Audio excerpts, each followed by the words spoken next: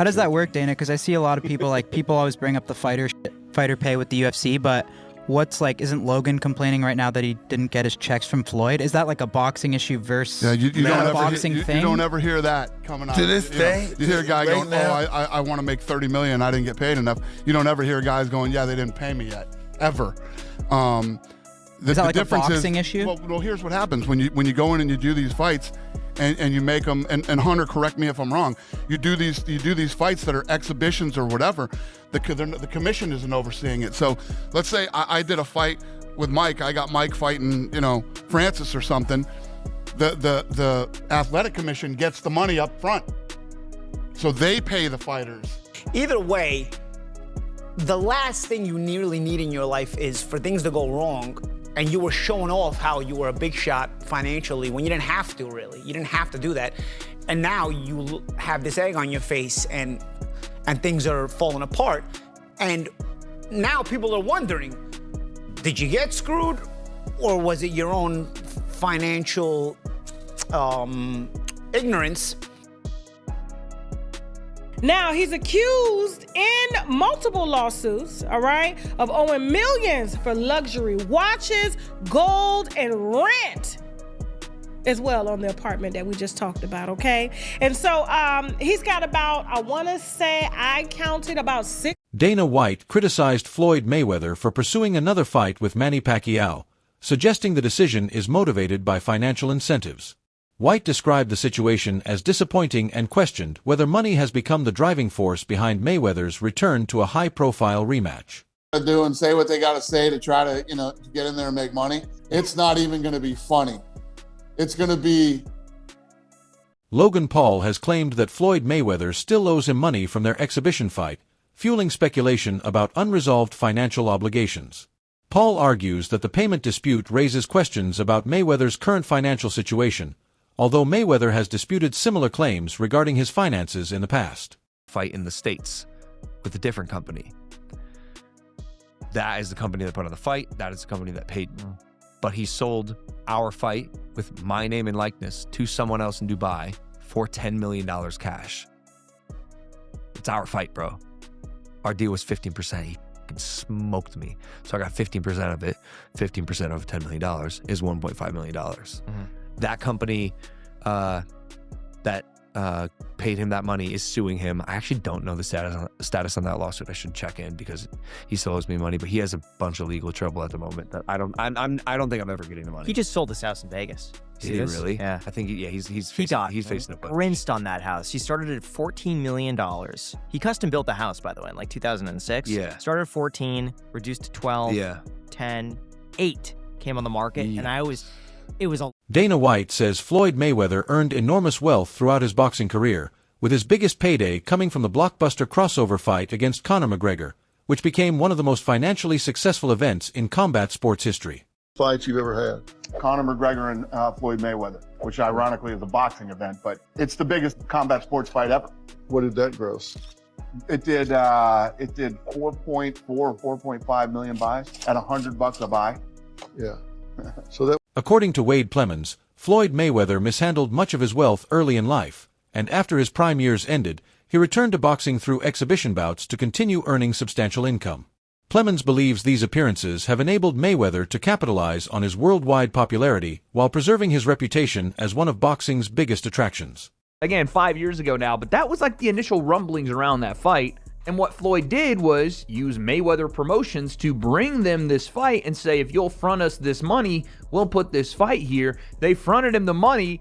He took the money, had the fight at the Hard Rock in Miami with Fanmio instead. That was the company that put it on, Fanmio. And Logan saw none of that front end 10 mil, and the people that paid Floyd the 10 mil never saw a dime back. It's nasty work what he did. But this has been like one of Floyd's MOs, is that he leverages his fight name or his quote-unquote assets, and which is what, a lot of wealthy people do. They leverage their assets to take out bigger loans or, whatever. But Floyd does it in such a reckless way that no one ever sees return on it. He just takes money. It isn't a loan. Joe Rogan says Floyd Mayweather spent much of his fortune lavishly, living an extravagant lifestyle and treating his earnings as though they would never run out. Rogan suggests that this approach to money may have contributed to the financial pressures and speculation surrounding Mayweather in recent years. So you buy a watch and a car, you're down 10. That's nuts. That's nuts. Crazy. I remember Iran Barkley was talking about that. Iran Barkley, when he was in his prime, was hanging out with all these professional athletes, and everybody was getting diamond-crusted chains and this and that, and he was keeping up with these people. Like, you got to keep up with the Joneses. And he just found himself, like, draining all of his money. He was talking about it like that was the biggest detriment to him being able to save any money. They trying to keep up. Yeah. Which I thought was funny when I was listening to this conversation with Chad Ochocinco. He was talking about it. He was like, his jewelry fake. Yeah, he was wearing fake jewelry. But who would know? What's that? Who would know? He No Chad one know. Ochocinco. Exactly. It's Fake like when they look at jewelry, him, like flying economy. He was sleeping at the. Teddy Atlas says some people take satisfaction in Floyd's current struggles because, in his view, Mayweather spent years publicly displaying his wealth and creating envy through his extravagant lifestyle and constant luxury showcases. Great fighter, Mayweather. Probably the same people that were, applauding him and saying how great he was at one point, and now they're taking shots at him like they're almost, like they get pleasure out of seeing a great fall. Potentially You're right, fall. Oh yeah, like you said, he was Mayweather, Money Mayweather, and now he's suing because he went through his money, blew his money, whatever. Look, I don't know what the truth is fully in there. I know Stephen Espinoza was named. He ran Showtime at the time. He was named him. I never was a fan of Espinoza. Again, I'm not afraid to say and not mince my words when I feel a certain way. And I've taken arrows for it, and of course I've also taken some praise for it. That people say, hey, Teddy's going to say what he feels. I was never a fan of him. I never thought he was a man that kept his word. I never thought he really did a great job over at Showtime. I mean, they put some good fights on because the fights were available, because the landscape. Dan Raphael says the financial questions surrounding Floyd Mayweather Jr. should not come as a complete surprise when viewed in the context of his career and public lifestyle. According to Raphael, many observers could have anticipated such scrutiny by looking at the way Mayweather openly displayed his wealth over the years. Throughout his career, Floyd Mayweather Jr. cultivated an image built around luxury and extravagance.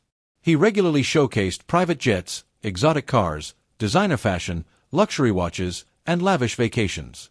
Rather than being occasional displays, these became a defining part of his public persona and personal brand. Again later, and hopefully I can get it this afternoon to actually read the specifics of the suit and what the allegations are. But the fact that Floyd would encounter some financial issues post his boxing career is not in any way a surprise to me. When you see the types of things that, if you believe anything that he puts on his social media, the travel that he does, the places he goes, and the amount of entourage he has, I mean, that's like a money pit. I mean, whether you're flying on private jets or you're staying at first-class hotels, or you're, buying expensive jewelry and cars and bags and you name it. I mean, it's all good when you're making those gigantic paydays and they're coming in, a couple times a year. You're making 40 million here and 25 million there, or even more, 100 million plus, when he fought the big mega fights with guys like Conor McGregor and Manny Pacquiao. But when that stops, that money. While that image reinforced an aura of success and dominance, it also prompted questions about long-term financial sustainability. Dan Raphael argues that maintaining such an extravagant lifestyle requires disciplined financial planning, particularly after retirement when regular earnings naturally decline. In his view, the key issue is not how much money was earned, but how effectively it was managed and preserved. With ongoing speculation about financial pressures and Mayweather's continued participation in exhibition bouts, Raphael believes those earlier concerns have resurfaced. What once appeared to be unlimited wealth now serves as a reminder of the importance of careful financial decisions beyond the spotlight of a legendary boxing career. 340 million, it just didn't ring true to me, because Al Heyman, who is not named in the suit, but apparently is supposedly part of this problem, whatever. But I mean, I've known Al Heyman and covered Al Heyman's fighters and his business since the day he stepped in boxing in like 2002 with Vernon Forrest. And all that time, and literally in terms of the PBC, a couple hundred fighters that he's dealt with, maybe not personally, but that his team is and his company, to a fighter, you never hear anybody, even when they're retired and they're not with Al anymore, nobody talks bad about him. In fact, if you ask most fighters, they'll tell you how good to them that he has been, that type of money that they've helped him make, and the person that he's paid, and the Floyd Mayweather Jr. was once known for his constant displays of luxury, projecting an image of immense wealth and financial success. According to the Boxing Ego host, recent reports suggest a different picture may be unfolding behind the scenes. The commentator points to an alleged financial dispute involving legal action reportedly initiated by Mayweather against major business associates. Throughout his career, Mayweather maintained high-profile relationships with influential figures such as Steven Espinoza and networks like Showtime, partnerships that helped generate enormous fight revenue and worldwide exposure. According to the claims discussed by the host, the reported lawsuit seeks approximately $340 million over allegations that substantial earnings were not properly paid. We are going to go through in this video. Now, I've been covering boxing for double-digit years. Allow me to take you through it. A simple Google search shows Floyd Mayweather. You type in his name, you're going to see some fight photos and whatnot. But the top stories, and there's multiple stories, and we're going to take a look at some of them. But as mentioned, Business Insider is now reporting what you see on the screen, that Floyd Mayweather is being accused in lawsuits of owing millions of dollars for luxury watches, gold, and rent on palatial apartment, right? The bullet points. Floyd was sued for allegedly failing to pay. The situation has sparked broader questions about financial management, contract transparency, and long-term planning in professional boxing. The contrast between Mayweather's long-standing public image of financial success and the reported legal disputes has surprised many observers.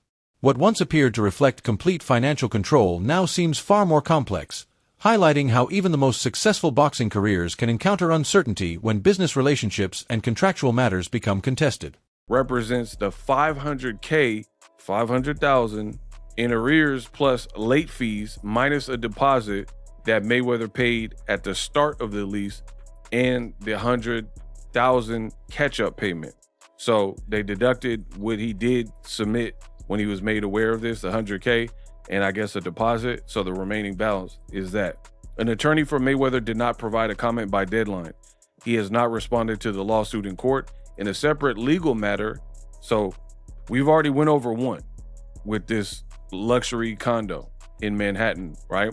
But a separate legal matter, a Miami jeweler sued Floyd Mayweather last month, alleging the boxer owes more than $1 million for jewelry that he took but never. Coach Malachi says Floyd Mayweather Jr. is currently involved in a major legal dispute, alleging that roughly $340 million was lost or mishandled through business dealings involving Steven Espinoza and Showtime. Malachi suggests that the way the agreements were structured may have limited legal responsibility for certain individuals, including Al Haymon. According to his interpretation, if the reported contract terms are accurate, they could explain why Haymon is not named as a defendant in the lawsuit. Guess what? Al Haymon is clear. And now it explains why Floyd don't have Al Haymon in the lawsuit. He can't sue him. Come on, man. Al covered his tracks. Now, he may be getting sued by big corporations, stuff like that, but he's not being sued by any fighter. They can't sue him. You get what I'm saying? Floyd Mayweather messed up. And adds insult to injury, Floyd Mayweather has a gambling problem, and he spends a lot of money. He loves to spend money. So whatever he have that's in his possession, he's spending that and blowing that on top of the $340 million that he said that's owed to him, meaning that he never really got paid from the Manny Pacquiao and Conor McGregor fight. Come on, man. Al Haymon got power of attorney. You dig? And he covered his tracks. So shout out to the brother man, Al Haymon. The discussion highlights how complicated financial agreements in boxing can sometimes protect key figures from legal consequences. At the same time, Coach Malachi argues that personal spending habits have also played a role, claiming Floyd Mayweather Jr. is known for an extravagant lifestyle that includes luxury purchases and high-stakes gambling. He further suggests that, despite allegations involving unpaid earnings from major fights against elite opponents, questions about long-term money management remain. Overall, Malachi believes the situation reflects a combination of complex business arrangements and personal financial decisions, creating a complicated blend of contract strategy and lifestyle choices within the sport. You've been praising him and worshiping him. Continue to praise him and worship him then. You get what I'm saying? You dig? True. And another thing, let's thank Al Heyman. Well, you know, I guess I gotta be like everybody else and thank Al Heyman. That's what y'all been doing. You pro Al Heyman and PBC YouTube channels, and a lot of you fan bases online. That's what you've been doing. Continue to praise him then. Al is a smart businessman. He finessed the game. Let's give Al Heyman a round of applause. Good job, Al. You did a good job. And this is a lesson to all of those out there, you know, who think because you signed with the black man that you will not be taken advantage of and the white man is the evil devil. If that's your position, there ain't nothing wrong with that. I don't have a problem with however you feel either way. But just understand, when someone wants to steal from you, Tasha K explains that even when Floyd Mayweather Jr. appears to possess extraordinary wealth, the financial reality behind the scenes can be much more complicated. She argues that earning enormous sums does not automatically guarantee lasting financial security, particularly when hidden obligations, ongoing business deals, and delayed payments remain out of public view. According to Tasha K, these unseen financial pressures can gradually accumulate and create serious challenges, regardless of how successful or wealthy someone appears on the surface. Distracted, spending. And when you see somebody like Floyd Mayweather, that's the oldest trick in the book, y'all. Y'all know. When y'all see somebody flogging money everywhere, they got this, they got that, they got this. Was it Gervonta Davis? Tank told us 2 years ago that the reason they held Floyd Mayweather, you can put it back on the screen, captive in Dubai is because he had owed them money and they wouldn't release him until he announced the fight to give them their money back. You know they do that over there in Dubai, right? You ain't going nowhere if you owe a debt. He was trapped over there for almost 2 months, according to Gervonta. They shared the same manager, Al Layman, who collected money in cash because Floyd Mayweather gave him a power of attorney to do so. And so when Floyd went down there and sued Showtime, he's suing Showtime, the company, the network, that publicizes these fights. She points to what she describes as a common financial trap, spending freely while financial obligations quietly continue to grow. In Floyd Mayweather Jr.'s case, Tasha K argues that his constant displays of luxury can create the impression of unlimited wealth, even though significant expenses, investments, and business commitments may require a steady stream of income. She suggests that if earnings slow or become less consistent, those obligations can quickly create financial pressure. According to Tasha K, lasting wealth depends not only on how much money is earned, but also on how effectively it is managed over time. In her view, without careful planning, even enormous fortunes can come under strain, illustrating how financial overextension can develop gradually as spending remains high while hidden liabilities continue to accumulate. His money in cash to his manager, Al Layman, and Al Layman spent the money. The Muslim in the bow tie spent the money. You see a man coming and he a Muslim in a bow tie, he's spending your money.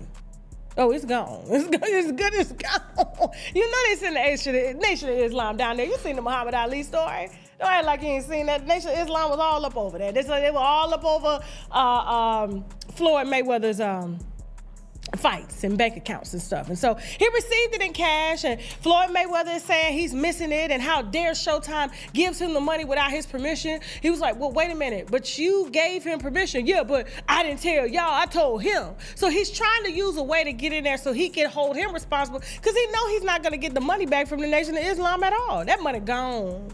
That money gone. Paulie Malignaggi explains that much of the scrutiny surrounding Floyd Mayweather Jr. stems from how openly he showcased his wealth throughout his career. According to Malignaggi, if Mayweather had kept his finances more private, far fewer people would be questioning his current situation today. Instead, his constant displays of luxury sparked curiosity and invited greater attention from both fans and analysts. Over the years, Floyd Mayweather Jr. built a public image centered on extraordinary wealth, regularly showcasing exotic cars, private jets, luxury watches, and large amounts of cash. Floyd was making, right? And Floyd himself was flaunting himself like he was the guy who was making that kind of money. And for all intents and purposes, I assume he was. Everybody assumed he was, and it seemed like he thought he was because he wasn't complaining. He was showing off, you know? This is why, as I get older, I feel like, and everybody always tells you this when you're young, like, keep your finances private, you know, and this is why I think this is a big reason why. First and foremost, you notice that if you don't keep your finances private, everybody and their mothers ask you for money constantly, and they don't ask you for. That happens either way. And they don't ask you. Well, people assume you have money, but if you flaunt it, you definitely they confirm you have money.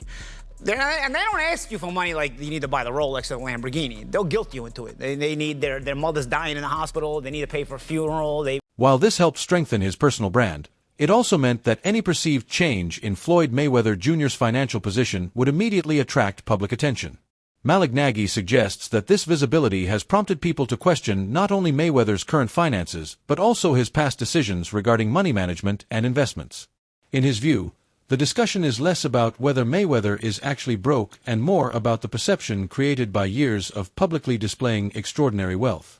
When someone projects an image of limitless riches, even small changes naturally draw scrutiny.